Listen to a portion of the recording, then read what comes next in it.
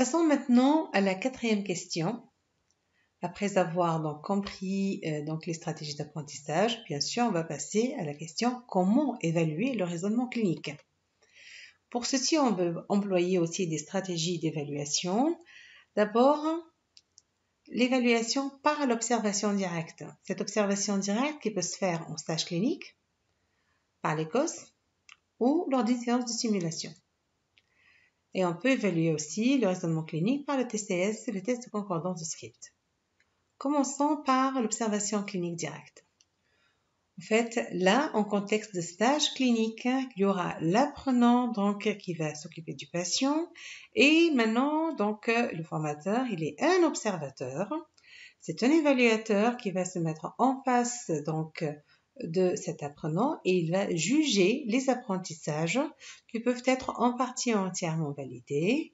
Il va pouvoir juger le cheminement de pensée de l'apprenant. L'apprenant, bien sûr, qui va pouvoir faire ce qu'il va faire avec une verbalisation le mieux. Donc, il va verbaliser ses actes, interpréter, et c'est comme ça que le formateur, évaluateur,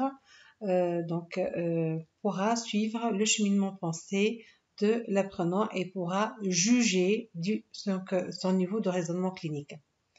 Cette évaluation est bien sûr une évaluation qualitative mais critériée.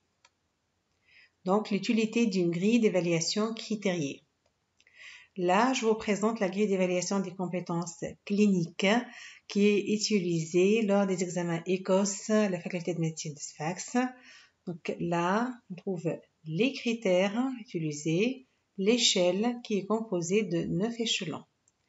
Donc, c'est une grille d'évaluation des compétences cliniques qui peut être utilisée par l'observation directe ou par l'observation l'ECOS ou par l'observation lors d'une séance de simulation. Et c'est grâce à c'est vraiment la verbalisation de l'apprenant, des questionnements posés par le formateur, il va pouvoir explorer le cheminement de pensée de l'apprenant et effectivement le niveau des liens de connaissances qu'il est en train de faire. Passons maintenant à une autre stratégie d'évaluation de raisonnement clinique qui est le TCS, le test de concordance de script qui va évaluer le raisonnement clinique en contexte d'incertitude. En fait, il y a un problème clinique qui est exposé à l'étudiant qui doit interpréter des données et prendre des décisions. Le TCS se schématise comme tel, il se présente par le cas dans une vignette et puis un tableau. Donc, dans le tableau, la première colonne, il y a si vous pensez A, et il y aura les hypothèses, les options, et qu'alors vous trouvez, là, il y aura une nouvelle donnée qui sera ajoutée.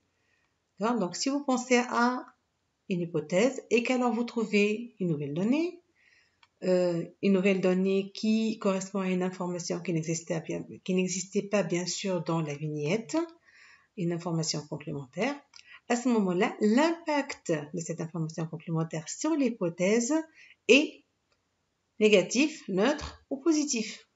Et bien sûr, pour le moins 2, l'hypothèse est très peu probable. Pour le plus 2, l'hypothèse devient très probable. Et là, l'apprenant, il va pouvoir cocher. Je vous donne un exemple. Un enfant de 3 ans a consulté aux urgences pédiatriques pour une crise convulsive avec une température à 39 degrés. Si vous pensez à une encéphalie herpétique et qu'alors vous trouvez un trouble de conscience, l'impact de cette hypothèse, donc l'impact de cette information complémentaire sur l'hypothèse est, et là, l'apprenant va pouvoir choisir plus 1 ou plus 2. Et d'ailleurs, en fait, sa réponse sera comparée à la réponse des experts du domaine.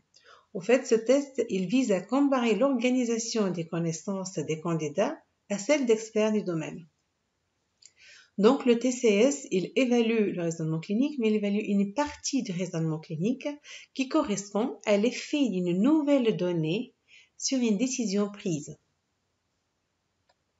Donc, en conclusion, le raisonnement clinique, comme on vient de le voir, est un ensemble de processus réflexifs contextualisés. On voit bien la partie très importante de la réflexivité dans le développement de ce raisonnement clinique pour effectivement l'acquisition de cette compétence. Le raisonnement clinique est une compétence qui fait partie intégrante d'une pratique expérimentée et experte.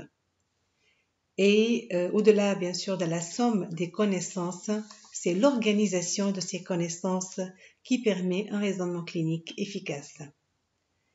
Et au final, permettez-moi de remercier vivement professeur Nejmeddine Hentati et professeur agrégé Jihan Aloulou, avec qui j'ai pu mener plusieurs discussions qui m'ont permis de m'approfondir sur des concepts clés comme compétences, approche par compétences et raisonnement clinique.